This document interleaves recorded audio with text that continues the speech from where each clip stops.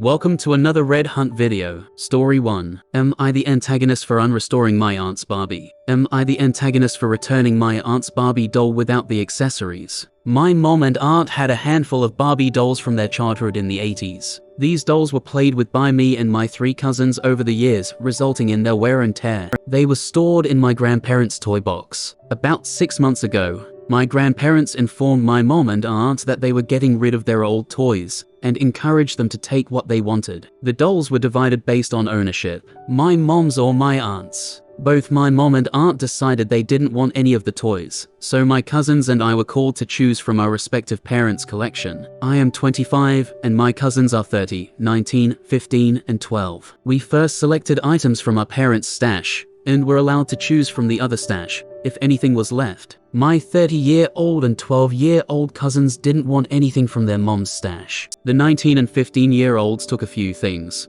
but I took the most significant amount. 4 of the Barbie dolls and play sets belonged to my mom, so they were unquestionably mine. However, my aunt's Barbie doll, which was in poor condition, broken neck, messy hair, wasn't wanted by any of the cousins. I decided to take it in the final round after everyone else had chosen. As a collector of vintage Barbies, I was thrilled to get these dolls and restore them. I repaired their broken parts, restored their hair, and bought missing outfit pieces online. About a month after obtaining the dolls, I posted pictures of the restorations on Facebook, and my aunt and cousins were impressed with my work. They praised me for restoring the dolls that had served our family for years. Recently, our family watched the Barbie movie together, and afterwards, my 19-year-old cousin asked if she could have her mom's Barbie doll. Though I was a bit sad, I agreed, since I didn't mind that much. I told her I'd drop it off in a few days. Before doing so, I removed all the extra clothes, shoes, and accessories I had added, and returned the doll to a new body with fixed hair, wearing only her original shirt. My cousin and aunt were furious. They claimed it wasn't the same doll, referencing the Facebook picture and questioning the missing items. I explained that I had purchased those pieces separately, as the doll originally only had the one shirt. I returned the doll in the exact condition it originally came,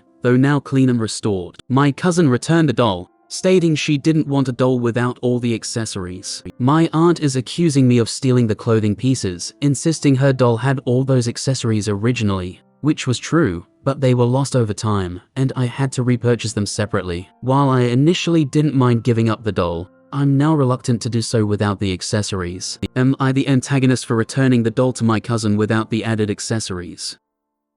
Your aunt and cousin's reactions seem unjustified. Your explanation that you had to buy the additional accessories separately due to their absence is completely valid. You didn't steal anything, you invested time and resources into making the doll better than it originally was. In this situation, you're in the clear. Your actions were reasonable, and it seems your aunt and cousin are projecting their disappointment onto you. Your reluctance to give up the doll without the accessories is justified, and you should stand by your decision.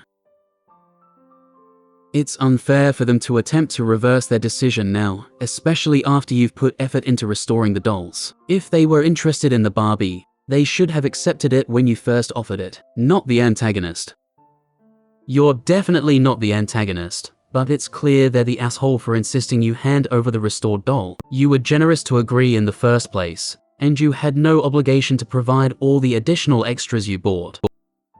Not the antagonist, you covered all the costs, so it's not theft to retain what you've purchased. Those items belong to you. Simple as that. Story 2. Am I the antagonist for wanting to move out over lemonade? I moved back home to live with my parents 2 years ago. My family has always been very close, and my parents actually suggested that I move in with them to help me focus on building my savings. Everything has been going well. The house is spacious, so we're not crowded, and my mom is thrilled to have all her kids at home. I take care of my own space as well as shared areas, doing chores, and so on. My parents have consistently declined any rent or grocery money I've offered, insisting that I save most of my earnings. My mom handles the grocery shopping for the household, and always asks each family member what they need from the store for the week. I usually request a 12-pack of canned lemonade, which I enjoy having 1 or 2 of daily. In the past, my mom had no issue getting it for me. However, recently she's been reluctant. I initially thought it might be about the cost, so I even offered to give her the $5 for it. When that didn't resolve the situation, I began buying the lemonade myself,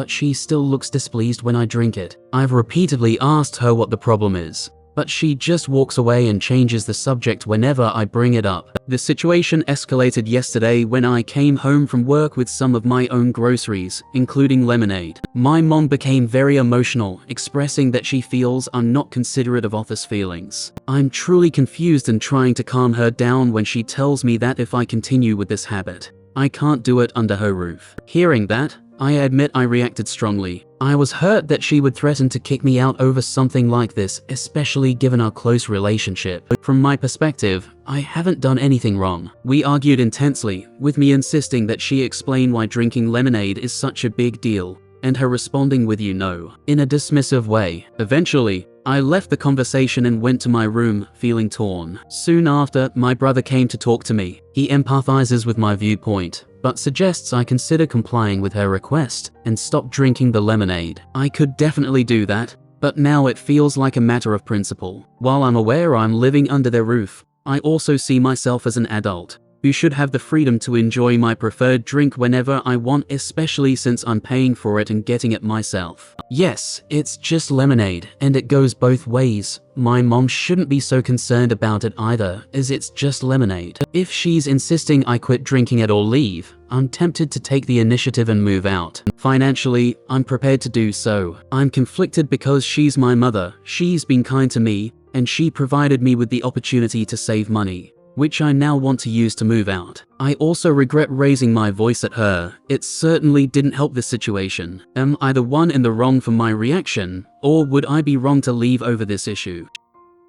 It might be worth having an open, calm, and respectful conversation with your mom to understand her perspective better. If her reasons for disliking the lemonade remain elusive, and you feel that your independence is being compromised, then considering alternative living arrangements might be a viable option. While it's always tough to navigate such conflicts with loved ones, prioritizing your well-being and autonomy is essential. Remember that conflicts can be complex, and perspectives can differ significantly. Your goal should be to find a solution that respects both your needs and your mother's concerns, even if that solution might involve some compromises or a change in living arrangements. You're definitely not the one at fault here. I apologize for the odd question, but I'm curious. Have you noticed any recent weight gain? I ask because my mom tends to voice her thoughts about my food choices when she senses that I've gained some weight. The response of "you know" doesn't really address the issue. Unless this matter has been discussed thoroughly between the two of you before, your mom is avoiding giving a straightforward answer. It seems like she might perceive something negative about the situation, but she's struggling to express it, possibly because she's worried her reasons might not sound reasonable. This situation is quite unusual. It appears that there's a deeper layer beyond just the lemonade. Could it be that she's concerned it's alcoholic lemonade? Or maybe there's a health-related aspect to consider. It might be a good idea to have a serious conversation with your mom to address the root of the problem. You're definitely not the one in the wrong here.